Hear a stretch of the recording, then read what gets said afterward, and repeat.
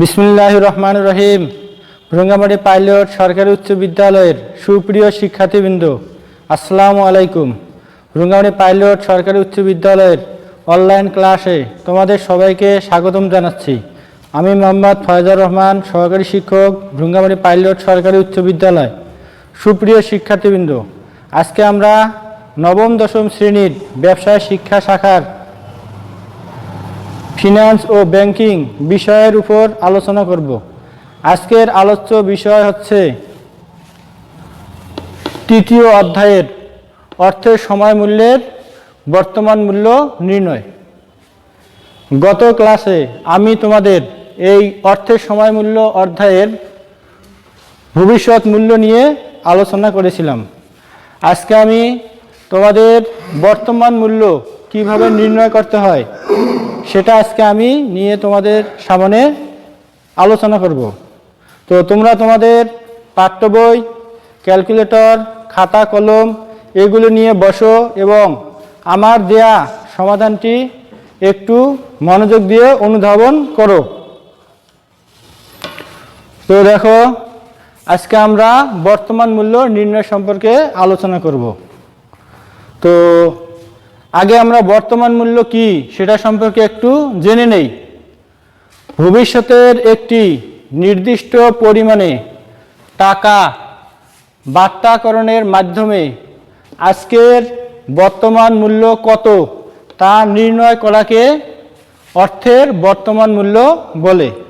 তাহলে আমি আবারও সংখ্যাটি বলছি, তোমরা একটু মনোযোগ দিয়ে শোনো। অর্থের বর্তমান মূল্য কি? ভবিষ্যতের একটি নির্দিষ্ট পরিমাণে টাকা বাট্টাকরণের মাধ্যমে আজকের বর্তমান মূল্য কত তা নির্ণয় করাকে অর্থের বর্তমান মূল্য বলে।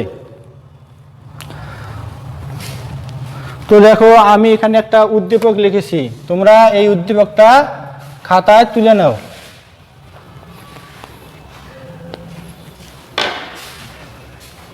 মিস্টার পাইলট 5 বছর পর 5 লক্ষ টাকা পাওয়ার আশায় বর্তমানে কিছু টাকা ব্যাংকে জমা রাখতে চান।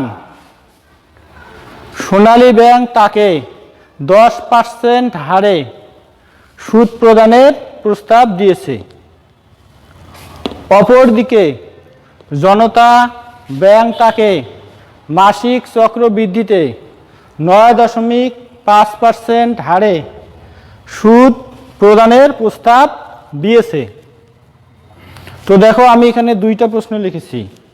প্রথমটা হচ্ছে মিস্টার পাইলটকে জনতা ব্যাংকে বর্তমানে কত টাকা জমা রাখতে হবে, এবং আরেকটা লিখেছি প্রশ্ন, দেখো, মিস্টার পাইলটকে সোনালী ব্যাংকে বর্তমানে কত টাকা জমা রাখতে হবে।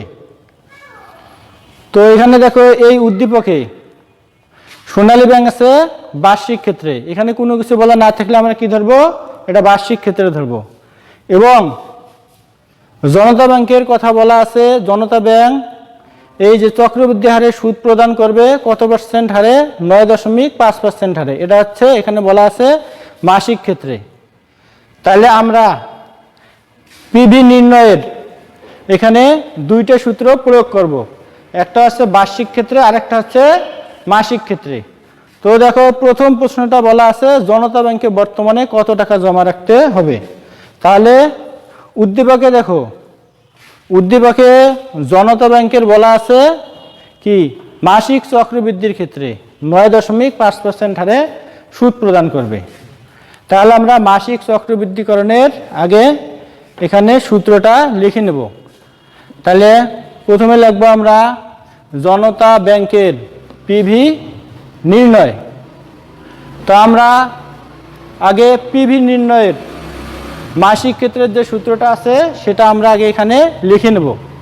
আমরা লিখব আমরা জানি পিভি হচ্ছে প্রেজেন্ট ভ্যালু, অর্থাৎ বর্তমান মূল্য। তাহলে পিভি ইকুয়াল এফভি ডিভাইডেড, এটা হচ্ছে ব্র্যাকেট শুরু 1 যোগ আই বাই এম, তারপরে ব্র্যাকেট ক্লোজ, পাওয়ার এন গুণন এম। দেয়া দেখো আমরা এগুলো আগে এখানে লিখে নেব।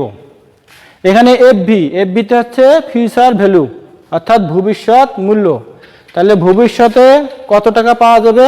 5 লক্ষ টাকা পাওয়া যাবে। তাহলে আমরা লিখবো এখানে এফভি ইকুয়াল 5 লক্ষ টাকা। কত টাকা? 5 লক্ষ টাকা। তারপর লিখবো আইটা হচ্ছে কি? সুদের হার 9.5% দেওয়া আছে। জনতা ব্যাংকের কত দেওয়া আছে? 9.5%। অতএব আমরা এখানে কি লিখবো? 9.5%, বা এটা আমরা ভাঙায় নেব। পার্সেন্টেজ মানে কি? 100। তাহলে 9.5 ভাগ 100 দেব। তাহলে এটা আসবে কত? 0.095। তারপরে দেখো আমাদের সূত্রের মধ্যে আছে এম হচ্ছে বছরে চক্রবৃদ্ধিকরণের সংখ্যা। তাহলে বছরে কয়বার সুদ পাওয়া যাবে? 12 বার, অর্থাৎ এম এর মান হবে এখানে কত? 12। তারপরে দেওয়া আছে মেয়াদ, দেওয়া আছে কত? 5 বছর, এন সমান সমান 5 বছর। তারপরে আমরা লিখব এখানে লিখব পিভি ইকুয়াল হোয়াট। আমাদের জনতা ব্যাংকের পিভি নির্ণয় করতে হবে। তাহলে আমরা পিভি লিখব হোয়াট। তাহলে আমরা এখন মানগুলো বসায় দেই। দেখো পিভি দেওয়া আছে কত? 5 লক্ষ। তারপরে সূত্রের 1 যোগ এটা আইটা হলো সুদের হার। সুদের হার কত বের করেছি? 0.095। এম এর মান দেওয়া আছে কত? 12। আমরা নিচে 12 লিখব। তারপরে দেখো এন এর মান দেওয়া আছে কত? 5। আমরা এখানে 5 লিখব। তারপরে এম এর মান দেওয়া আছে কত? 12। আমরা এখানে 12 লিখব। লেখার পর তারপরে আমরা এটা 5 লক্ষই লিখব। আর নিচে এটা আমরা ক্যালকুলেটরের সাহায্যে এটা আমরা প্রথমে যোগ ভাগ করে নেব। এটা আমরা গণনা করে নেব। তাহলে প্রথমে ক্যালকুলেটরে চাপবো 1 যোগ 0.095, তারপরে দেবো ভাগ 12। এটা যদি আমরা করি তাহলে আমাদের এটা আসবে। কত আসবে? 1.007916667। তারপরে আমরা দেবো কি? 5 বারং 60, পাওয়ার দেবো কত? 60। তারপরে আমরা এটা যা আছে তাই লিখবো। 5 লক্ষই লিখবো। তারপরে এই পাওয়ারটা আমরা ভাঙিয়ে নেব। পাওয়ারটা আমরা কি করব? ভাঙিয়ে নেব। তাহলে এটা আগে লিখবো। লেখার পর পাওয়ার কত দেবো? 60 দেবো। তাহলে পাওয়ার যদি আমরা 60 দেই তাহলে আসবে কত? 1.500509469 দিয়ে আমরা কি করব? ক্যালকুলেটরে তারপরে চাপবো 5 লাখ। 5 লাখ ভাগ চাপবো। 5 লাখ ভাগ 1.605009469। এটা আমরা ভাগ করলে কত পাবো? 3। এটা কত? 3,11,524 টাকা। অর্থাৎ মিস্টার পাইলটকে জনতা ব্যাংকে বর্তমানে 3,11,524 টাকা জমা রাখতে হবে। তাহলে আমরা এটা এখানে লিখে নেব। অতএব মিস্টার পাইলটকে বর্তমানে জনতা ব্যাংকে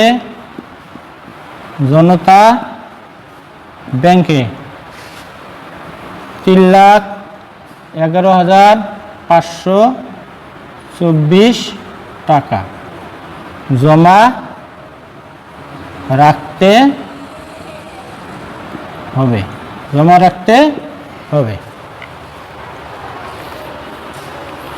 তো তোমরা এটা একটু তাড়াতাড়ি তুলে নাও। আমি এরপরে তোমাদের মিস্টার পাইলটকে সোনালী ব্যাংকে বর্তমানে কত টাকা জমা রাখতে হবে সেটা এখানে সলিউশন করে দেখাবো।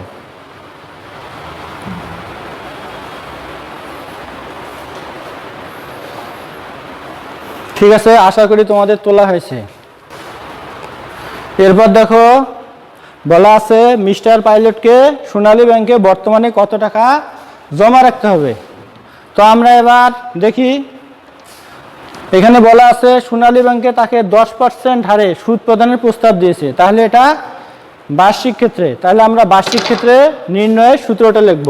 পিভি নির্ণয়ের বার্ষিক ক্ষেত্রের সূত্রটা হচ্ছে আমরা জানি, এখানে লিখবো আমরা পিভি ইকুয়াল, উপরে লিখবো এফ বি, নিচে 1 + i পাওয়ার n, এখন ইকুয়াল আমরা এখানে লিখবো এফ বি সমান 5 লক্ষ টাকা, আই সমান দেওয়া আছে কত 10% বা 0.10।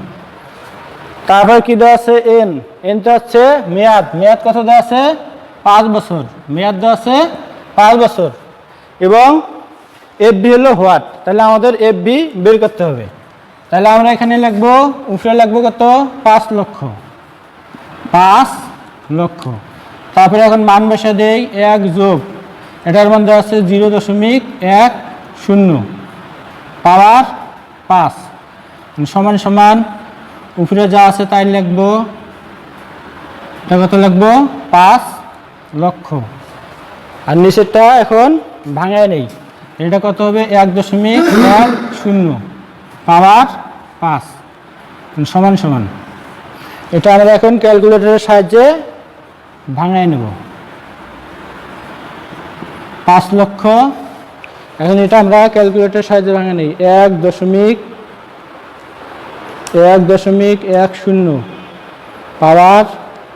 পাওয়ার কত দেওয়া আছে 5 পাওয়ার 5, তাহলে এটা হবে 1.6051 ইকুয়াল। এখন আমরা কি করব, আগে 5 লক্ষ চাপবো, 5 লক্ষ ভাগ 1.6051 দিয়ে আমরা ইকুয়াল চাপবো, তাহলে এটা হবে 3,10,460, এটা হবে 3,10,460 এত টাকা। তাহলে আমরা লিখবো অতএব, এখানে লিখবো অতএব মিস্টার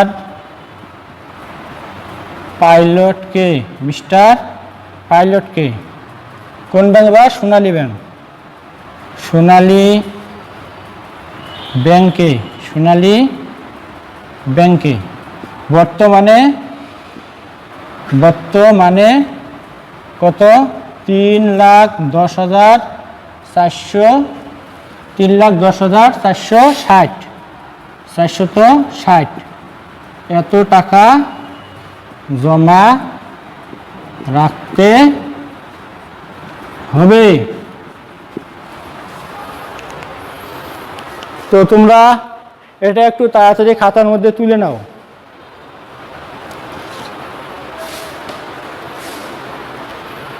তো আমি আশা করছি তোমাদের তোলা হয়েছে। তো আশা করি তোমরা আমার দেয়া সমাধানটি বুঝতে পেরেছো। তোমরা এরকম উদ্দীপক ভাষা বেশি বেশি করে প্র্যাকটিস করবে। তোমরা ভালো থাকো, সুস্থ থাকো, নিরাপদ থাকো। তোমরা প্রয়োজন ছাড়া ঘরের বাইরে বের হবে না। তোমাদের সবাইকে অনেক অনেক ধন্যবাদ। আল্লাহ হাফেজ।